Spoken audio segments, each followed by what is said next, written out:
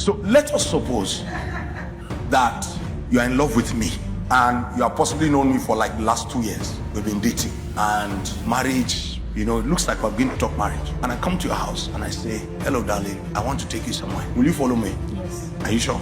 Yeah. But where I want to take you to, I want to close your eyes to take you there. Will you follow me?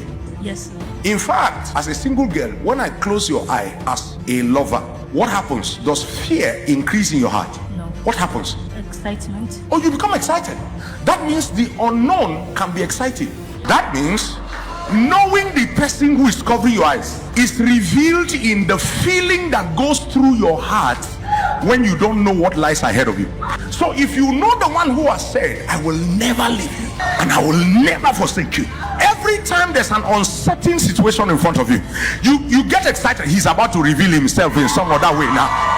Because if a lover closes your eyes, what you are about to see will dazzle you. So you see, faith is defined in the emotions that run through your heart in uncertain situations. Because the man who lives by faith enters an uncertain situation thinking, where is God bringing help from? Not will God help me? Now that means that how much you trust God can be revealed in how you respond to unknown circumstances.